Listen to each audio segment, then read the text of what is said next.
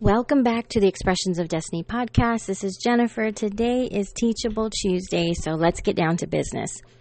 So I wanted to come to you today and have a little discussion on the root of the problem. And I know we don't like dealing with problems. We don't want to have to stress over finding a solution or figuring out what it is that is causing these things within our companies that to cause some type of inconvenience or unnecessary stress, or maybe you feel like it's just a quick fix and everything will be okay. But today we really need to address the root in everything.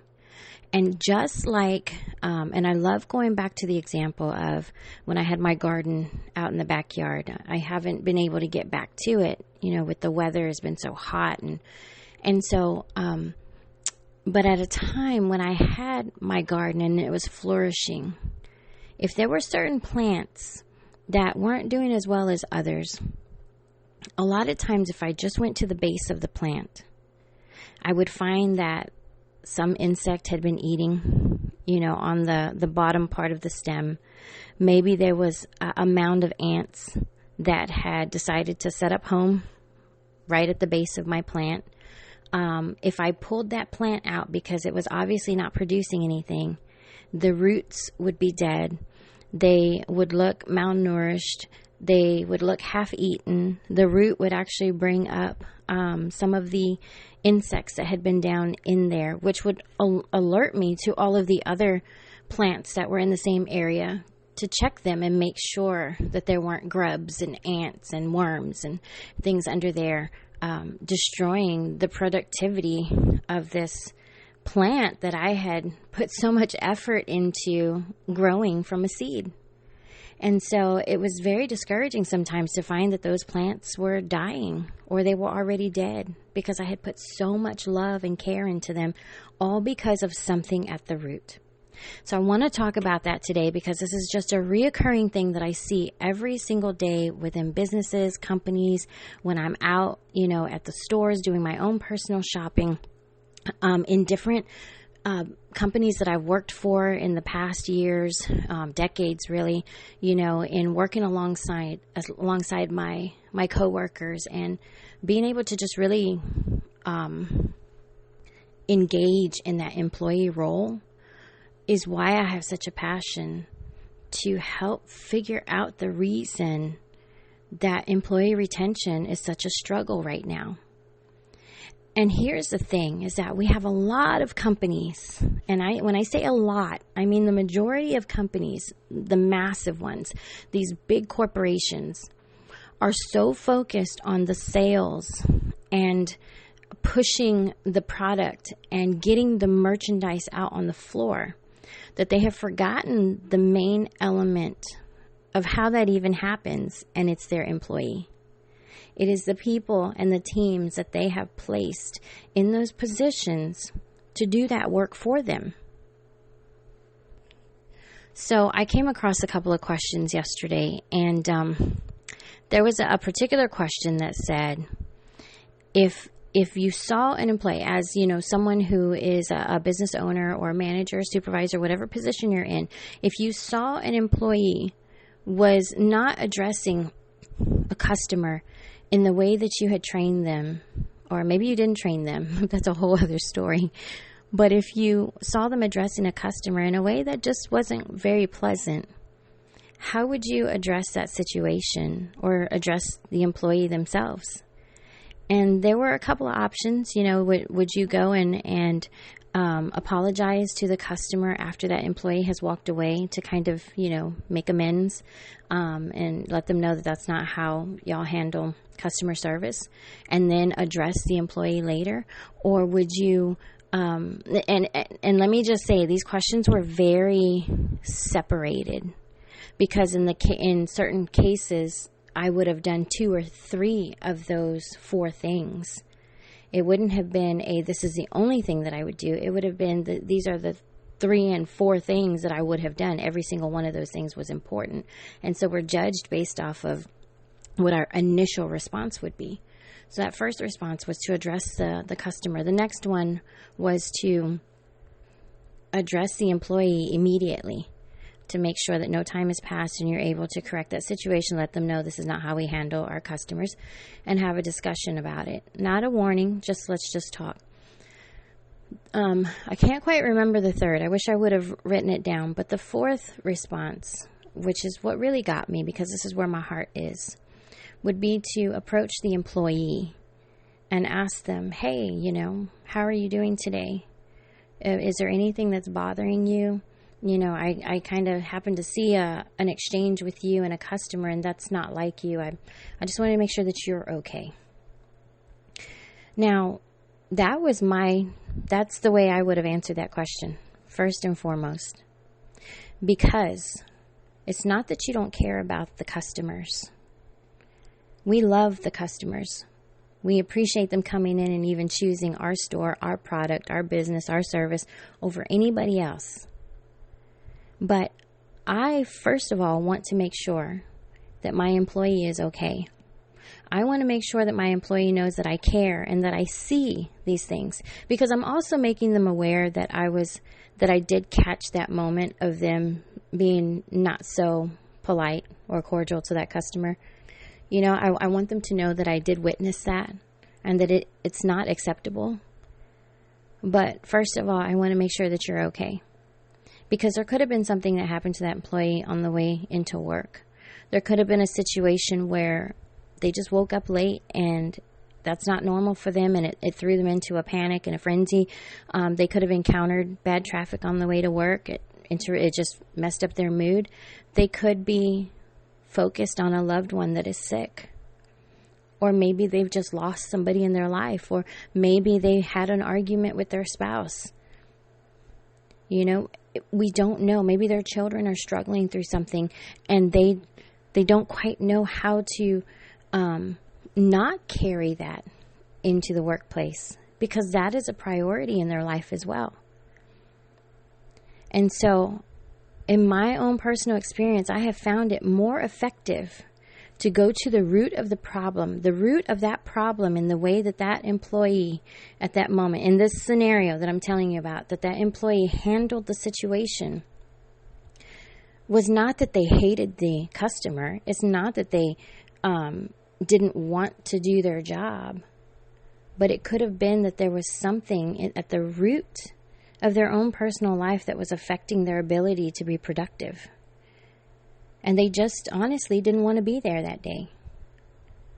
If we don't take the time as business owners, as leaders, to show some type of care and concern for the people that we trust every day to do a job that is going to help our business grow, then we're not really doing what we need to do in order for our business to grow. Unless you want to do the job on your own for the rest of your career, the rest of your life, and it's you and you only and the way that you want to do things, then by all means do it however you want to. But when you take on people, for instance, as a mother, when we have children, it is a responsibility to care for those children. When we become teachers, being in the classroom for 6 years, when I was a teacher, my students were just as important to me as my own children, because I was responsible for teaching them something new. I was responsible for caring for them in the moments where they were having a rough day. I had to know when to pull those students out of class and say, listen, what's going on with you? Are you okay? What can I do to help you? And being I thank God for the position that He put me in as a teacher, because I was actually employed by a charter school that was connected, had some type of relationship to the church that the campus was on. That the majority of my students came from that church, and the majority of them I knew their parents, and their parents knew me very well. And it was such a blessing to be able to even step outside and say, do you want me to pray with you? And that meant so much to them. And their day was fine after that, because guess what? They just needed somebody to listen. They just needed to know that someone was there to support them. You don't have to treat your employees like your children, but we do have a responsibility to show some type of care and concern for them and show them that we're there if they need us, that we're there if they have a question. We're there if they're stressed out with their own work duties. Maybe they don't fully understand what it is that they're supposed to be doing because nobody has taught them. And I don't place complete blame on management and supervisors and leaders and business owners, because sometimes we're so busy we just can't get to everybody. But there is a moment where we do have to stop and we have to ask ourselves, what does that person over there need? Why is that person over there struggling? What can I do to help that person over there? Because guess what? If you don't show that you care, if you don't show that you want to train them, that you want to see them do the best that they possibly can for you, they're working for you. Wouldn't you want them to do the best and be the best that they can? And if you don't show any care and concern for that, then guess what? They are not going to get your merchandise out on the floor. They're not going to show up to work on time. They're not going to care about anything that they do in that place. They're going to continue to be angry and upset and frustrated with the customers because they feel like nobody else there cares about them. Your sales are going to decline. You're not going to be able to push the freight that you do have. You may not have all of your shipments coming in on time because whoever's in charge of that could care less. And it's not giving them an excuse either. But it's remembering how important relationship and communication is. And when I talk to people all the time about what it is that we do at Expressions of Destiny, that's why our main focus is always going to be relationship and communication. You can have all the leaders in the world. Everybody wants to be a leader right now. Everybody wants to teach others how to be leaders. And if we had all these leaders working together, but none of them knew how to build and establish relationship, and they did not know how to communicate, does it really matter that they were a leader? So right now at this moment, we need to go back to the root of the problem. The roots, you may not see them, but they are so important. Just go ask someone who is a farmer, a gardener, anybody who cares anything about plants. That root system is what brings the nourishment, the water, the minerals, everything that is needed for that plant to thrive comes through the root system. Everything. Above the soil is the sun. And the sun is a major part of that plant's growth as well. But there is so much more beneath the soil that we do not see. Go and look at the roots of your employees today. If you are a business owner and you have people who work beneath you, look at their roots. Take a moment to really think about if they're lacking in something, if they need something, if there's anything that you can do to help nourish them and nurture them. That is so important in business. You don't nurture your people, you don't show them that you care, your business can't thrive the way that it needs to thrive. And you may say, well, then I'll just go get people who want to do it. Yeah, but now you've lost people that could have done it. They've walked out or you fired them.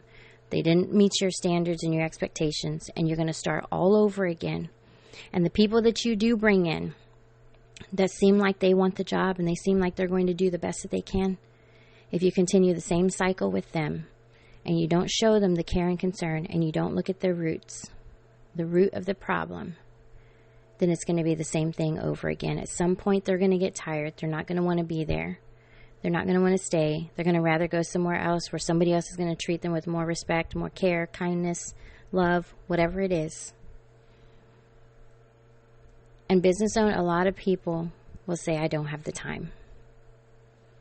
We have the time. Even speaking for myself as business owner, as someone who's, taking classes, always trying to grow in some way, I will always have time for my children. Why? Because they're my legacy. Why? Because they help me in the business. Why? Because they are what my husband and I need as far as support and love when it comes to everything that we have a passion and desire to do to help help other people through our business. They are that foundation and that love and that support and understanding and knowing everything that we do for them. And so I just want to leave you with that today, because it boggles my mind how we put these questions out there to people, and we look for a response. Going back to the question about the employee that didn't treat the customer the way that they should have. We look for one response, and we judge a person based off of the one response. Not understanding ourselves, there is not one response. All 4 of those things, in my opinion, should have been done. All 4 of those things are important. I should have the time to address all 4 of those options.